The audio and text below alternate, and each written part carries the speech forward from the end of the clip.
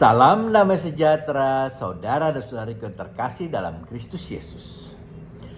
Mari kita renungkan bersama bacaan liturgi dari Minggu Biasa ke-25, tanggal 22 September tahun 2024 ini. Kita manusia masing-masing memiliki egonya sendiri. Seringkali kita lebih senang didengar daripada kita mendengar. Kita lebih ingin diperhatikan daripada memperhatikan. Bahkan kalau kita sudah memiliki suatu persepsi yang kita percayai, rasanya kok sulit sekali untuk dapat merubahnya.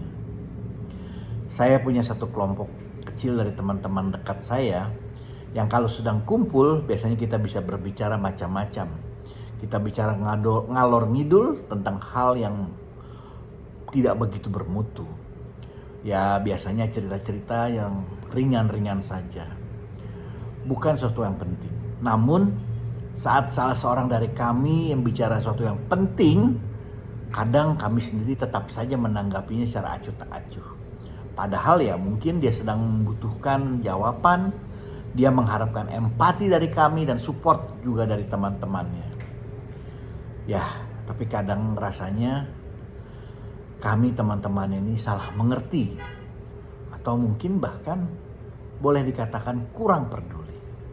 Tentunya karena masing-masing otak kami sudah terisi dengan pola pikir dan sudut pandang kami sendiri. Yang jadi masalah, meskipun terlihat mendengarkan, tapi sebenarnya kami tidak menyimak. Meskipun kami ini teman, tapi kayaknya kami kurang peduli. Semua seolah-olah hanya menunjukkan ketertarikan pada diri sendiri. Sepertinya masing-masing dari kami cuma mau mendengarkan ego kami sendiri, juga suara diri kami sendiri. Nah, Injil hari ini yang diambil dari Markus 9 ayat 30 sampai 37 rasanya menarik sekali. Yesus yang merasa sudah waktunya untuk memberitahu murid-muridnya akan tugas yang dia terima dari Bapa, berkata kepada murid-muridnya, "Anak manusia akan diserahkan ke dalam tangan manusia. Dan mereka akan membunuh dia, dan 3 hari kemudian ia dibunuh, ia akan bangkit kembali." Sayang sekali, ternyata murid-muridnya sama sekali tidak mengerti dengan apa yang Yesus katakan. Bayangkan, Yesus adalah seorang pewarta yang handal. Dia pewarta yang hebat, tapi masih saja tidak dimengerti oleh murid-muridnya sendiri. Padahal murid-murid ini adalah kelompok 12. Artinya murid ring 1 Yesus. Yang tentunya sudah sekian tahun tinggal bersama Yesus. Telah diajar dan diteladani berbagai macam hal oleh Yesus.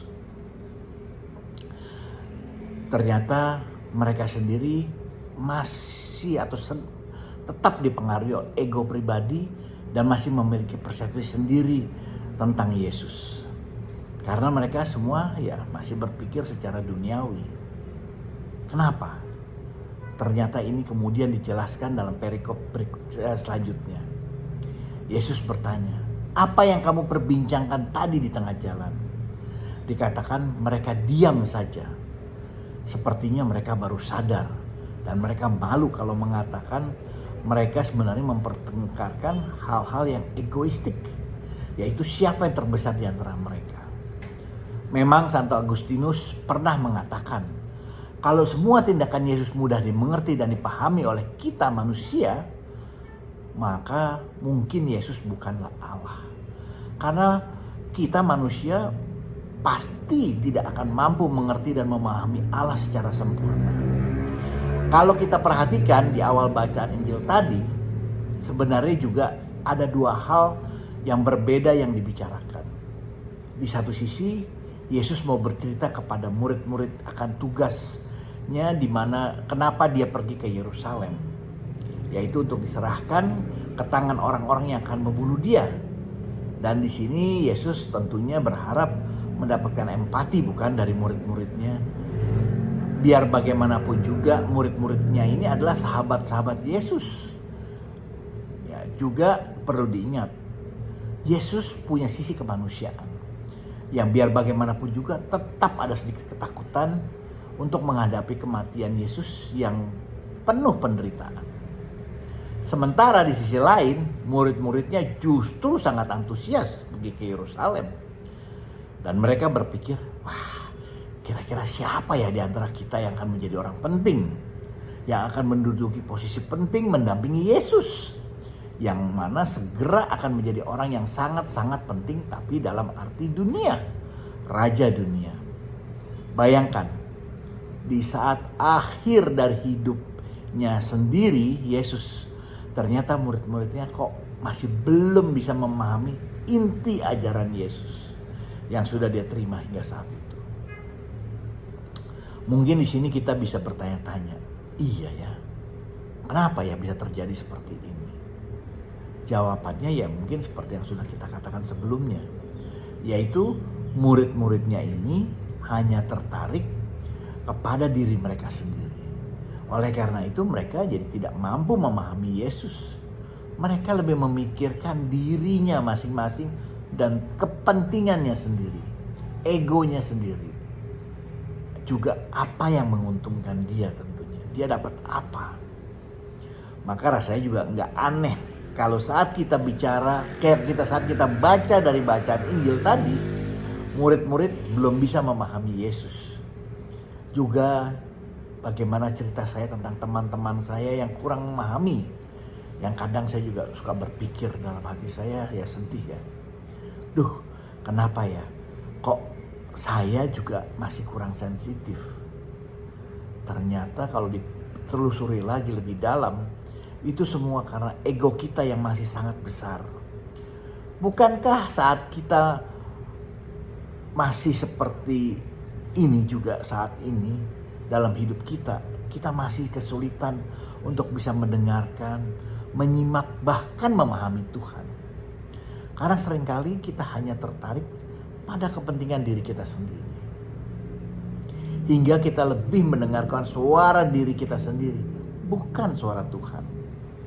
Dalam arti kita kurang peduli kepada apa maunya Tuhan. Kita kurang peduli kepada orang lain dan kepentingannya. Sehingga Yesus mulai mengatakan, jika seseorang ingin menjadi yang terdahulu, hendaklah ia yang menjadi yang terakhir dari semuanya. Pelayan dari semuanya. Nah, jadi petunjuk Yesus yang pertama adalah agar kita bisa mulai mendengarkan, menyimak, memahami adalah dengan cara keluar dari ego kita. Jangan lagi diri kita menjadi pusat dari dunia kita yang utama. Yesus mengusulkan kita menempatkan orang lain sebagai pusat dari diri kita. Kita lebih mengutamakan orang lain.